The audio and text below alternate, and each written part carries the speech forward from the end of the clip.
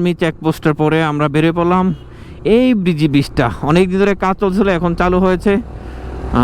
আজকেই প্রথম এই ব্রিজটা ইউজ করতেছি, যদিও গত মাসে আগের মাসে এসেছিলাম তখন ওই ব্রিজটা চালু হয় নাই, দু তিন মাস আগে এসেছিলাম তখন ওই ব্রিজটা চালু হয় নাই। এখন দেখলাম আমরা ওই ব্রিজটা নামা লাগতো ওদিক দিয়ে, এই যে বাইকটা ওদিক দিয়ে নামা লাগতো, নামে যাওয়া লাগতো। এখন ব্রিজটা সেই করছে, যাক ভালো হলো। এখন থেকে একটু আফিলে যেতে হবে আমাদেরকে। জায়গাটা অনেক সুন্দর, অনেক সুন্দর, অনেক দেখেন দেখেন পাহাড় আর ভিউ, রাস্তার ভিউ কি কি যে লাগতেছে, আল্লাহ সুবহানাল্লাহ সুবহানাল্লাহ। এসব দেখতে পেলে অন্যরকম লাগে, এসব দেখার জন্য আসলে পাহাড়ে আসে। আর এখানে আসলে আপনার মন না জুড়িয়ে যায় তাহলে বুঝতে হবে আপনি প্রকৃতি প্রেমিক না। এই যে আবার নামতেছি দেখেন, রাইড করে নিচে নামাটার যে ফিল সেটা আসলে বলে বোঝানো যাবে না। আমরা যারা বাইক চালাই অথবা বাইকার, ঘুরতে আসি, ঘুরতে পছন্দ করি, তাদের কাছে এই সারা রাত তো কষ্ট করে বাইক চালানোর পরে এই ভিউগুলো পাওয়ার জন্য, এই রাইডিং ফিলটা নেওয়ার পর যে অনুভূতি সৃষ্টি হয় সেটা আসলে বলে বোঝানো যাবে না। দেখেন এগুলা, এসব দৃশ্য দেখতেই ভালো লাগে, দেখতেই ভালো লাগে। আমরা এখন মেঘচড়া যাব, যেতে হলে আবাসিক বাজার হয়ে যেতে হবে। আবাসিক বাজারে অ্যাকচুয়ালি এতবার আসা যাওয়া করছি, কিন্তু আবাসিক বাজার কখনো থামা হয় নাই তো। যা ডিরেক্ট একবার মারাংতন পাহাড়ে গিয়েছিলাম, ডিরেক্ট ম্যাপ ধরে চলে গিয়েছিলাম, তখন আর আসলে ভাবে নাই। কিন্তু এই রোড অনেকবার আসে, ওই জায়গায় কখনো থামা হয় নাই। আমরা সদাই বেরোয় চলে যেতাম, গেলে কক্সবাজার অথবা ঢাকার উদ্দেশ্যে বেরিয়ে যেতাম যতবারে আসছি। সেই জন্য আবাসিক বাজারে অ্যাকচুয়াল কোন জায়গাটা সেখানে মনে হয় যেন ম্যাপটা দিয়ে দিলাম। দেখা যাক, ম্যাপ ধরে গিয়ে আমরা সেখানে থামবো কিছু। যেহেতু পাহাড়ে যাব, সেহেতু পাহাড় ওরা 3 বেলা খাবার দিবে, আর তো কিছু দিবে না অন্য কিছু। যেমন তখন অন্য সময় পিঠে খিদে লাগলে হালকা, আর ওদের যেগুলো দেয় দুপুরে খাবারটা পর্যাপ্ত, রাতের খাবারটা অনেক সময় পর্যাপ্ত নাও হতে পারে।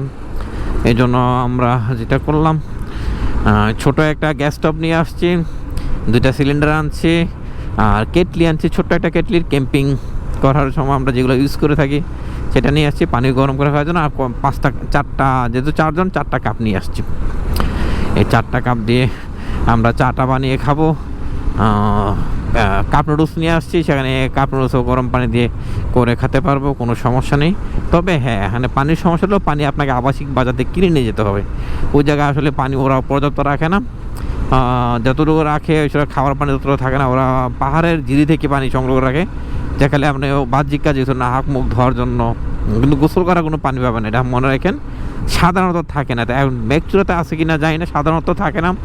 কারণ আমরা যখন মিরিঞ্জেবল থেকেছিলাম তখনও সেরকম কোনো ছিল না। দেখেন এই ভিউগুলা, এই যে কর্নারিংগুলো উপরে উঠতেছি, এগুলার জন্য এখানে আসা। দেখেন ওয়াও ওয়াও,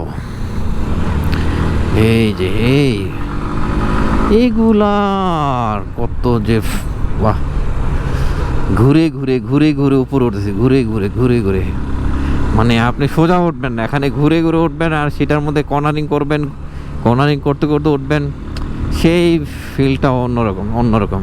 এই যে পাহাড়ের মধ্যে কিছু ওই যে লাইট গ্লাস দেওয়া থাকে, অপোজিট থেকে যাওয়ার জন্য, প্যারাডাইস ভ্যালি, সেটা একটা সুন্দর জায়গা, সেখানে আপনি রাত্রি যাপন করতে পারবেন। এখানেও